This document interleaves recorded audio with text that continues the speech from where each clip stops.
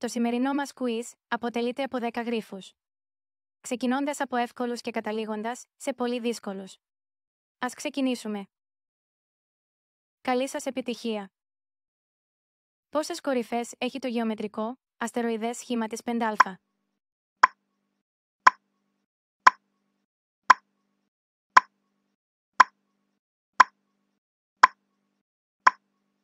Πέντε.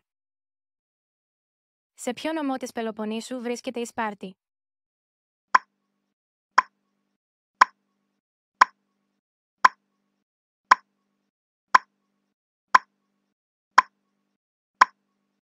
Λακωνίας. Σε ποια χώρα βρίσκεται η πλατεία Τιανανμέν?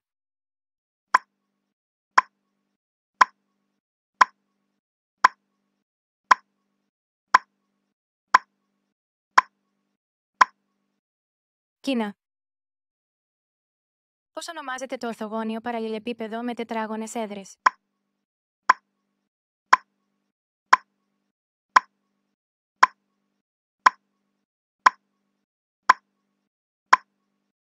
Κύβος.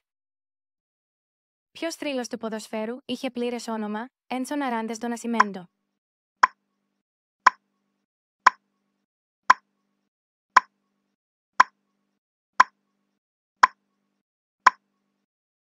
Πελέ.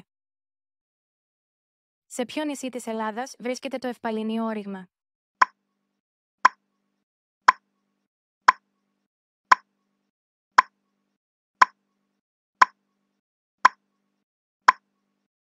Σάμο. Σε ποια ισπανική πόλη βρίσκεται το στάδιο Camp Nou?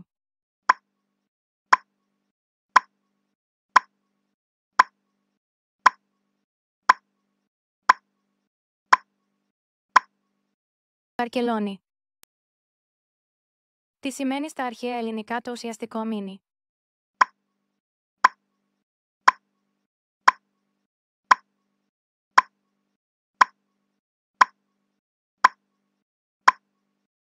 Σελήνη. Ποια είναι η επίσημη γλώσσα στη Γουατεμάλα?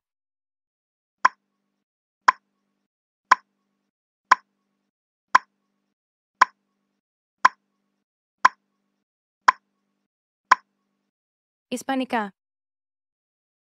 Ποιος παλιός Έλληνας μπασκετμπολίστας είχε το προσωνύμιο η Αράχνη?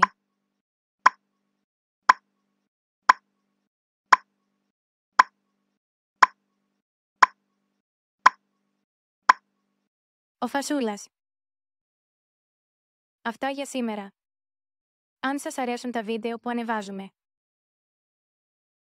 κάντε μία εγγραφή. Πατήστε και το καμπανάκι για να σας έρχονται ειδοποιήσεις με τα καινούργια μας βίντεο.